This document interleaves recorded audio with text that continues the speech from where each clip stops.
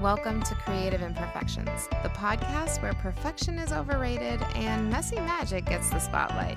I'm so glad you're here.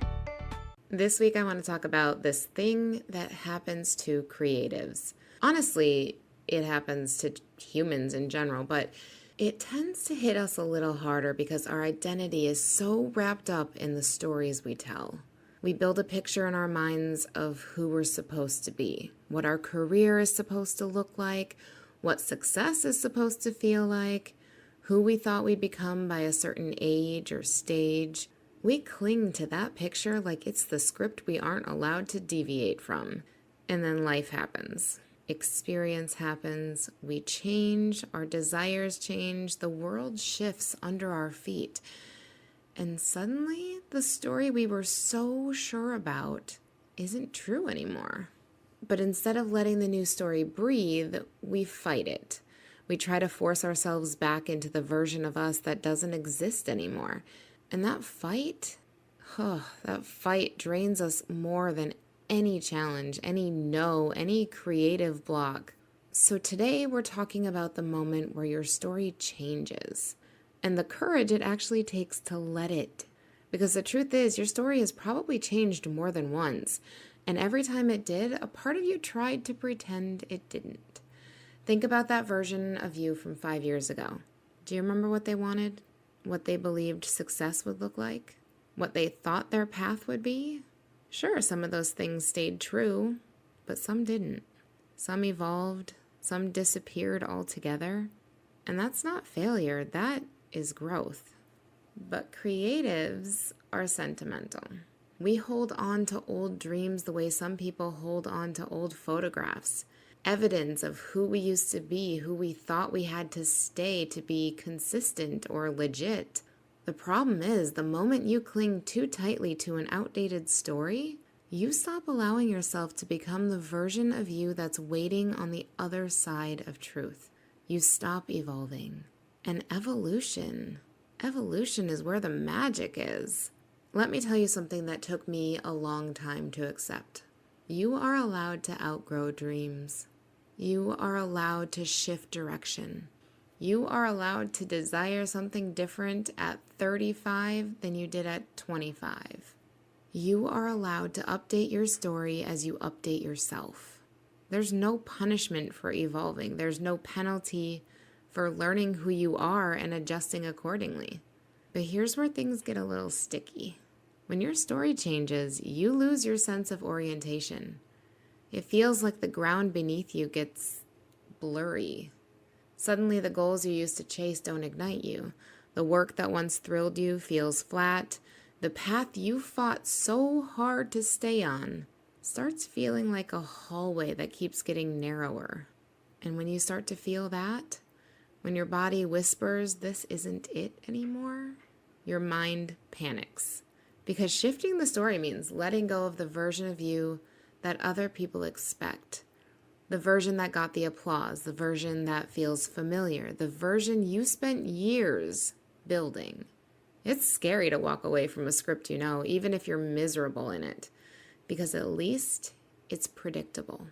But here's the thing, you're not meant to live a predictable life. You're meant to live a true one. Let me say that again, because someone listening right now needs to hear it with your whole heart. You're not meant to live a predictable life. You're meant to live a true one. When your story changes, it's not a sign that you're lost. It's a sign that you're getting closer to your real self. It's a sign that the old narrative no longer fits the size of the soul you've grown into. And yes, letting a story die feels like grief, because it is grief. You're grieving who you were. You're grieving the plans you made.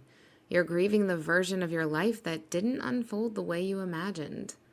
But don't confuse grief with a wrong turn. Grief is just a sign that you loved something, an identity, a dream, a plan.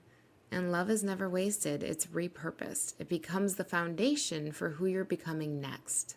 So let's talk about how you let your story change without feeling like you're betraying the past. You do it by honoring the version of you who wanted the old dream. You say Thank you. You got me this far. You taught me. You carried me. You shaped me. And then you allow the new version of you to speak because they've been trying to get your attention. They've been tugging at your sleeve, whispering, "Can we go this way now?" And you've been too loyal to your old story to listen. But loyalty without truth is a cage. You deserve freedom. You deserve alignment. You deserve a story that fits the shape of your life now, not the life you had 10 chapters ago. So here's a really honest question, one you might want to journal on or talk to yourself about later. Where are you forcing yourself to be who you used to be?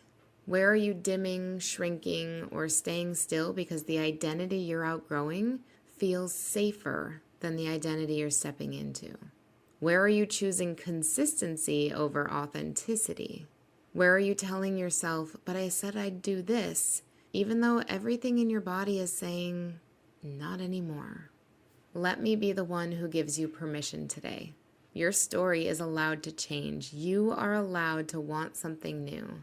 You're allowed to release the dreams that once mattered but no longer do. You're allowed to pivot, expand, shift, evolve, reimagine, however many times you need to. The only requirement is tell the truth to yourself and then to the world when you're ready. Because when you let your story change, everything inside you loosens. Your creativity opens, your confidence rises, your voice strengthens, your energy returns. Your life starts to feel like yours again. And let's be honest, that's the point of all of this, right? Not perfection, not predictability, not sticking to some invisible timeline. The point is to keep becoming again and again and again. So if your story has changed, let it. Let the old chapter close and let the new one begin. Let your life transform into something that actually fits who you've grown into. You're not abandoning who you were. You're honoring who you've become. And that's the most creative act of all. And always remember, there's magic in your imperfections. Go out there and find it. Thank you so much for joining me on today's episode of Creative Imperfections. If you have a friend who could use this advice right now, please feel free to share this with them. And make sure you subscribe.